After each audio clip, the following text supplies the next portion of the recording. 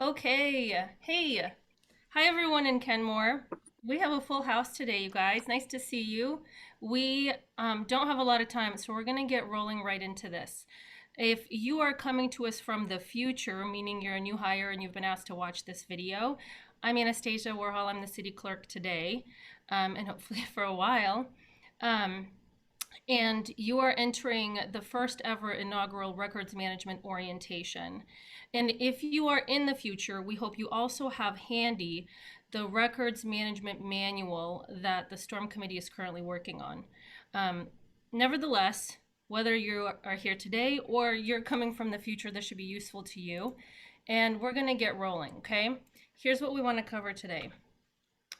Why are we doing this? Meaning, why is Anastasia making us take this orientation? How do we succeed in what we're talking about? What's a public record? Who is Dan and why do we even care? Where does he live? What is Storm and what does the Storm Committee do? And what is my responsibility in this, mine or yours? Okay.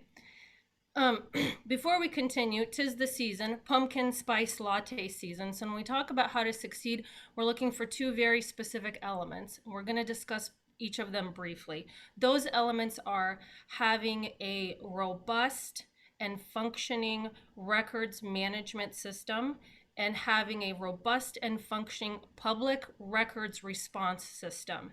Those two elements are the recipe, the ingredients for success, okay? Here's the city trajectory.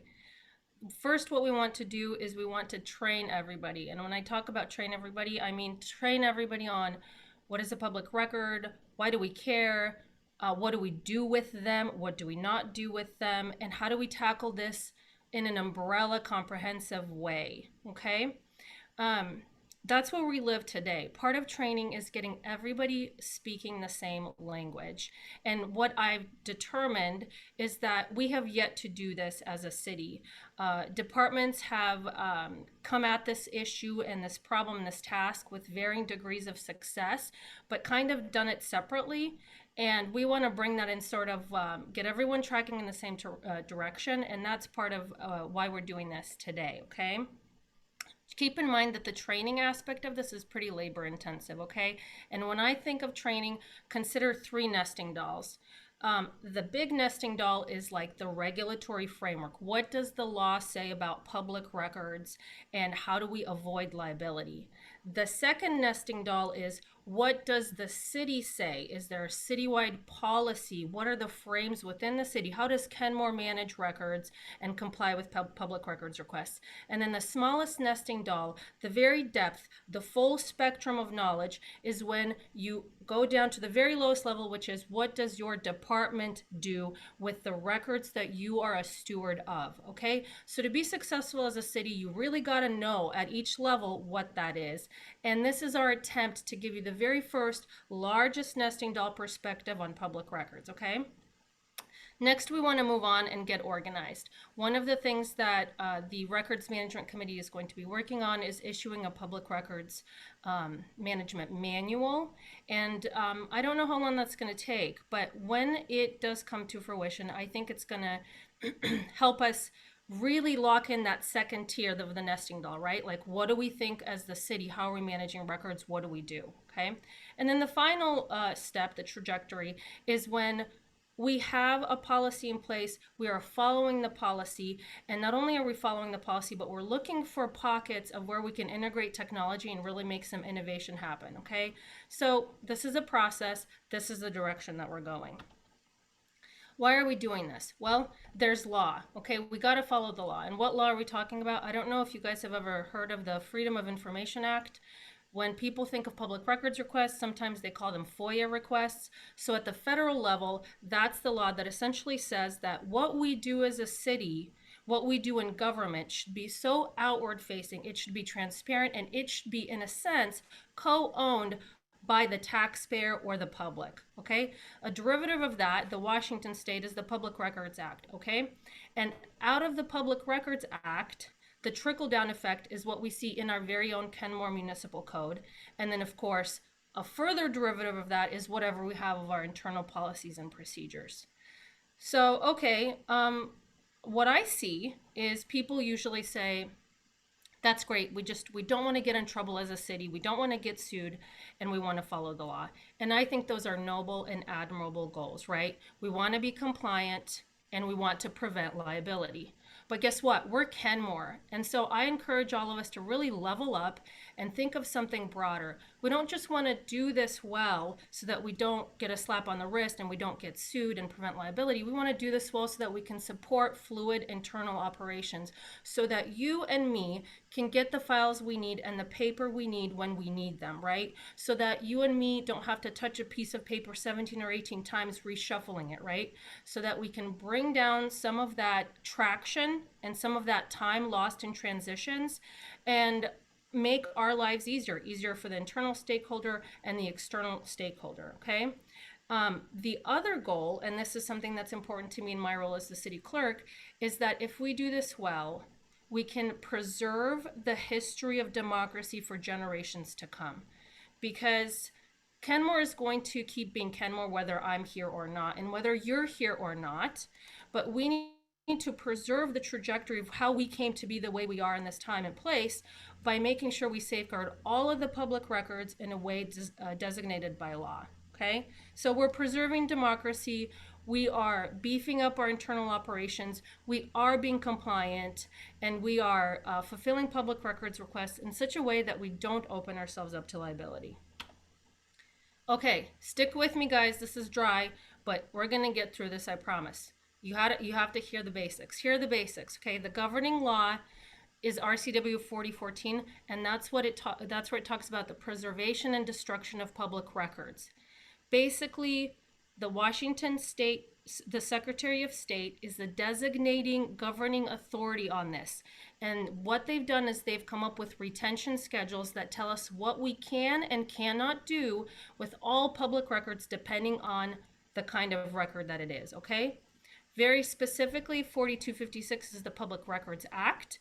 And then drilling down to our internal Kenmore Municipal Code, we have KMC 1.10 that establishes a public records officer. So that would be our very own, the very best Teresa McAllister, and it provides for the public records process, okay? Remember, those two elements of success. Number one, how we manage our internal records, and number two, how we manage and respond to public records requests. Those are the elements for success, and they are very interconnected. A public record has three characteristics. We're going to get to those in a minute, and I'm going to need you to remember them. Pretty much everything we touch is a public record, but because records have different retention assigned to them, a lot of stuff we're actually authorized to get rid of. We don't need to hang on to most of the things that we have on hand, okay? Records can be frozen. And what I mean by that is we can't destroy them. We can't really reorganize them. We can't tinker with their formatting in two different scenarios. Number one is if they are subject to a current public records request, okay? And or if they are part of a current litigation, right? So if they're part of a lawsuit or any kind of legal hold, then we can't destroy those records and we can't do anything with them for that time being. Okay, well, Anastasia, how would I know like if like those are my records? You would know if your records qualify if you receive a notification from Teresa that says, put a hold on your records because we need them for this public records request to provide them, or because they are now subject to, you know, a current case we're working through, okay? So here's the thing. Everything has to begin with compliance, right? But we need to have a system that also takes into consideration how we function as a city, right? We need to do something that is feasible and practical for doing business. And that gives us a little bit of buffer. So what I mean for that is a lot of us, I would say we get an A- in fulfilling public records requests, and we get an A- for not destroying things when they should be kept, but we get a C- in actually getting rid of the stuff that we need to get rid of. So what I mean when I say that is we hang on to things a lot longer than we should. a lot longer than is even reasonable. And I know that there's good reasons that we're nervous sometimes, but we need to get a little bit better, because obviously that's overhead for us, and it bogs down the operations when we continue to have to manage records that we really shouldn't have to manage anymore. Okay. Again, recipe for success: two elements: internal records, and then doing public records right. If you think that you're going to be working with records soon, or you are a steward of a record series, I encourage you to bookmark this address. We'll send the slides out later, and Teresa will show us how to navigate to this website. But this is where the retention schedules live. All right, here we go. There's going to be a pop quiz. A public record has three characteristics, guys. Okay? It's a writing, and it doesn't matter what the medium is. All right? It has to contain information relating to the conduct of government, and it's got to be prepared, owned, used, or retained by Kenmore. Okay? So pretty much everything applies. A writing in any medium. It can be a chat, it can be a photograph, it could be an email, it could be an entry on a website, it could be a physical paper, you name it, okay? Containing information relating to the conduct of government. It's pretty much almost all we do, with the exception of, I'm going to say this word and you'll hear it again, transitory records. And prepared or owned or used or retained by our agency. Okay, so that's pretty, like, that's pretty broad. We deal with pretty much 99% public records. Having said that, a lot of them have a short term retention, and we can go ahead and get rid of them, and we'll talk about that later. But just so you know, everything we do is public record. And if you say, well, Anastasia, I'm out in the field, I don't touch records, I don't go through boxes, I don't have file cabinets, I get you, but do you have access to email? Because if you have access to email, you are a steward of those records. Those are your public records, okay? Pit stop here. The question I get is, we work with a lot of consultants, Anastasia. What about those records? Well, we are in a contractual relationship for them to conduct business on behalf of our agency, and they are therefore an extension of us, and we are therefore responsible for the record and record keeping pertaining to the project that they're doing on our behalf. So the answer is yes, we need those records. And what's important for us, if we're working in a contractual relationship with vendors or consultants, is to make sure that there are contractual provisions that do not allow them to destroy records if we need them, or if they become a part of a public records request. Okay? The only time our ownership for a record changes is when we destroy it lawfully, or when we have authorization to transfer it to the state archives, meaning a record is designated as archival, and we have lawfully transmitted those records to the archives and they have received them. They assume ownership and responsibility of those records. Okay? Each public record has a DAN, and Mr. Dan is found in that record's retention schedule. A DAN stands for a disposition authority number, okay? In a minute, Teresa's gonna walk us through how to find a retention schedule, but here's a first glance. For example, let's say looking at a piece of paper, because we have a file of citizen complaints, and we look in the retention schedule and we see the notation here for citizen complaints and requests. This is the description of the type of records that would apply here. The DAN number is the number here in the very first column. And here's the retention and disposition action that is allowed for those kinds of records. I want you to pay attention to two things. What is the retention and what is the trigger? Okay, here it says retain for 3 years after what? The trigger is after matter is closed. Okay, why does that matter? Because the trigger will help us determine how to organize our files. If the trigger is after the end of the fiscal year, that's easy. Organize those files by year if it's feasible for our entity. If the trigger is after case closed, then make sure you make a notation on your case files when those things are actually closed. If the trigger date is after matter is closed, or whatever it is, pay attention to not only the retention, but also the trigger. Sometimes people will write in and say, Anastasia, these things have a 6-year retention. I'm like, cool, 6 years after what? 6 years after the calendar year, 6 years after the project is complete, six years after issuance of final or certificate of occupation. I don't know. We have to pay attention to the retention and the trigger date. So I'm going to take a quick pit stop here, and Teresa's going to show us how to find a retention schedule.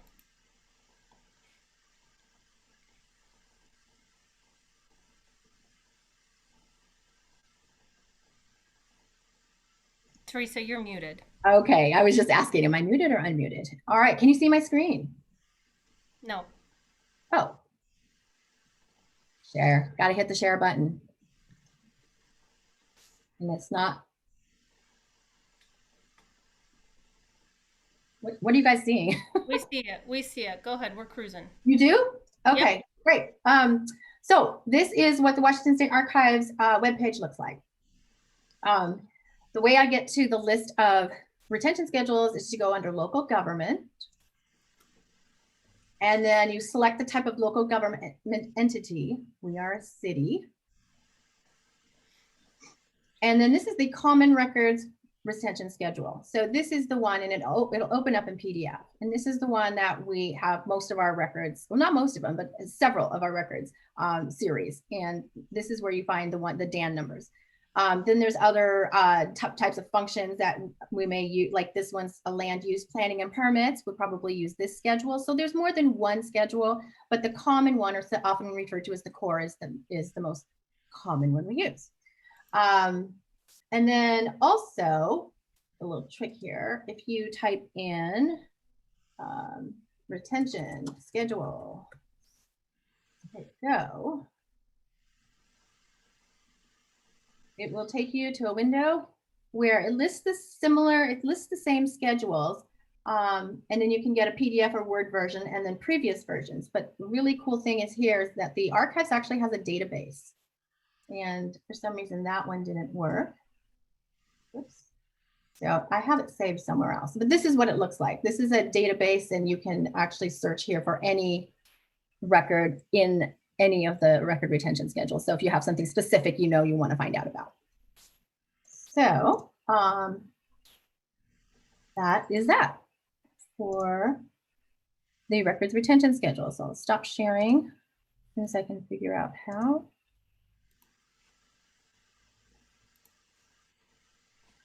And I think we're back to me. Are we back to me? We are back to you to share your screen. As soon as I can figure out. Okay, yeah, back to you. Okay, guys, stay with me. We're doing great. We're cruising. Okay, probably at this point you're like, Anastasia, this is nowhere near my job description. Okay, like, does this even apply to me? The answer is that we need everyone speaking the same language and having a broad understanding. And yeah, it could apply to you because all of us, we've already determined, deal with records. You might not deal with the vast majority of records, but at the very least, you're a steward of some records, okay? So if there comes a point where you are going to be tasked with organizing or classifying or assisting in that project on your department, you'll know where to go and where to find the legal framework that allows you to get rid of certain things, archive certain things, and so on. Okay, another pit stop here. And Teresa, I think in the interest of time, we might... Yeah, I can run through this very quickly because I believe most individuals that I tend to work with closely in gathering responsive records understand this process. But the City of Kenmore does have a process for processing public records requests. It's basically we receive the request, gather the records, and we produce the records, and most importantly, we close the request. We notify the requester that the request is closed. And that date is important because it initiates the statute of limitations clock for a requester to make a claim against the city that we have not fully responded to their request. That they have 1 year to file a claim, and penalties can be, $1 a page per day, $1 a record per day, that kind of thing. And then of course, attorney fees, et cetera. So it's something that it's important to actually, if you're responding to a request yourself, to be sure and say, this closes your request, because I need to have that date and we need to communicate that to the requester. So basically to receive, when we receive a request, it can be received by any staff member in the city, and it can be received by any format, including verbal. However, I discourage that, but get what you can in writing, and always try to redirect to the website for the form, the PRR form. That's the best. So anyway, then the public records officer, PRO, assigns the PRR number, and then the public records officer assigns the PRR to the appropriate department. And then for gathering records, the assigned department gathers those records, and we request, or that assigned department can ask, hey, I need clarification of this request, and then just let me know exactly what you need to know, and I'll go back to the requester. And then also, if it's going to take more than 5 business days to respond, let me know that as well, along with how much time you need. And then in closing, or producing the records can be sent also in installments. If we don't have them all at once, it's going to take longer. We can do that. Notification, it needs to be given to the requester when the next installment will be ready. And of course, we need to notify when the request is closed. And I get this question a lot. What does it mean that we have to respond within 5 business days? The Public Records Act requires us to provide a response. A response can be one of these formats, one of these things. It can be, first of all, we do want to acknowledge receipt of the request. We have to do that. And then we can, within 5 business days, provide the records. Sometimes it's real easy. It can be a link to some records on the website, or it's just something we have at hand. You can also respond by saying, hey, the city needs additional time. We have a shortage of staff right now, or the volume of public records requests is quite high, or the volume we anticipate of the records responding to you are quite voluminous. So we're going to need more time. So we just notify them that information within 5 business days. We can deny a request as well. A denial is if a request comes in for a list of individuals and they acknowledge they're going to use it for commercial purposes, the city does not release a list of individuals for that purpose.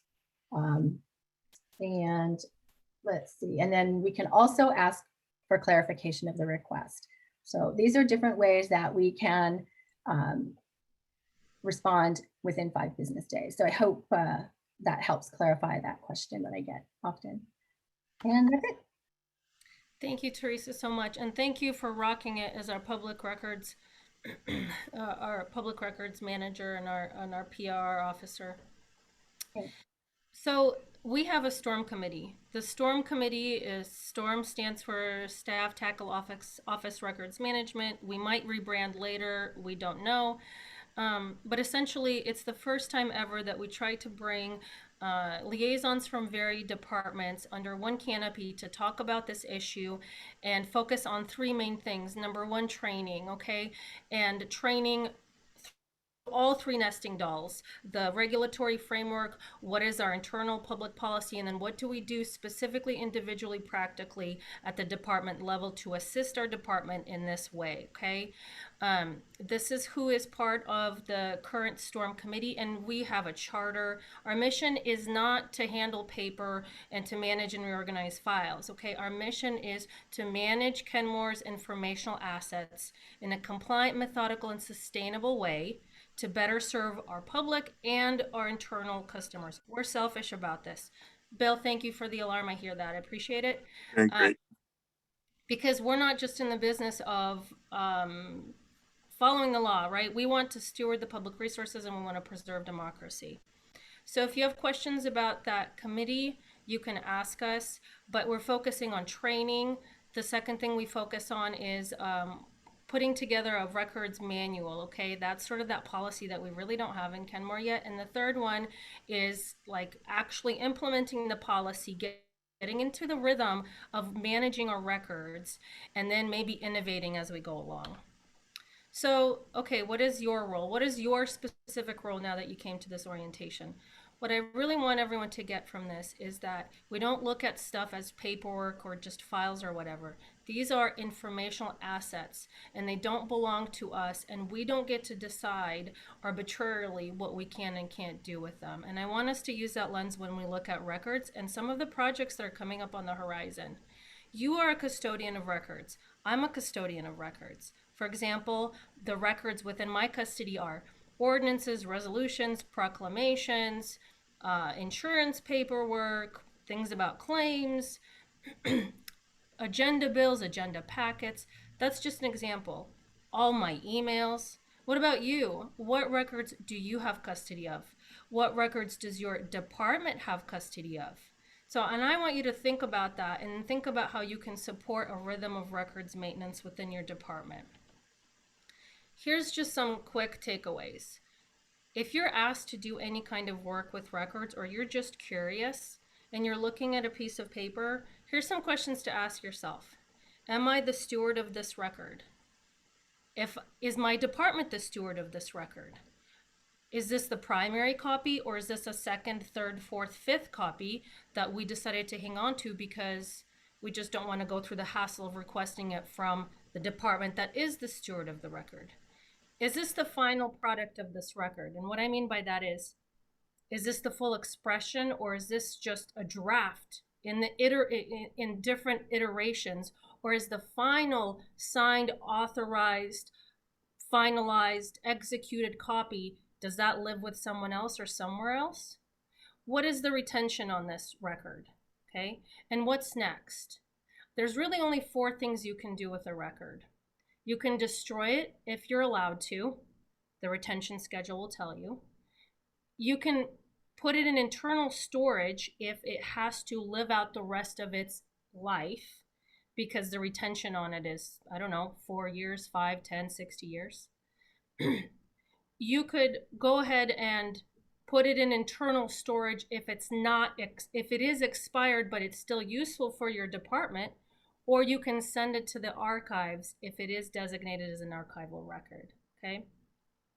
Here's a little negotiation that needs to happen though. If you come to us and you say, I have 18 boxes of records and they are technically expired, the retention schedule says they're expired, but I want to hang on to them.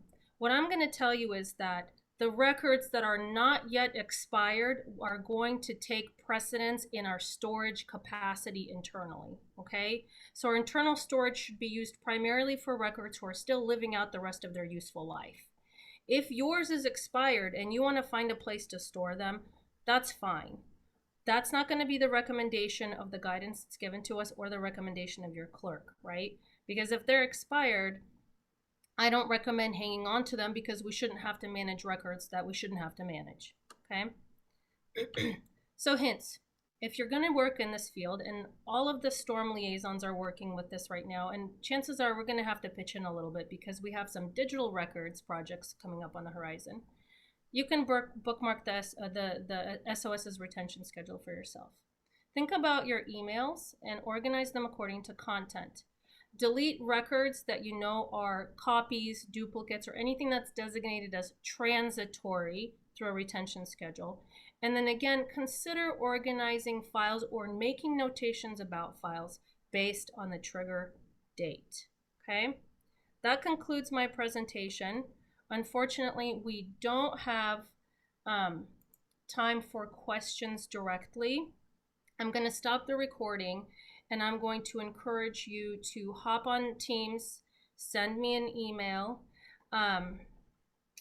and feel free to ask Teresa questions. Feel free to ask your storm liaison questions, and they can direct you to how to practically do this work. Like, what form do I fill out? There's 3 forms. What do I do if I want to destroy something? What do I do if I want to put it in internal records purgatory, aka our storage rooms? And what do I do if my records are designated as archival, okay? Thanks for being with us. Happy you came. There are prizes on the horizon, 3 incredible prizes. We're going to announce them at the all-staff meeting, and I did in fact read Bill Garza's New York Times best-selling article on how to succeed at everything in life, and it is worthwhile. So I hope I hope that whoever wins it can share it with everybody. If you have questions, just reach out directly. Thanks, guys, for being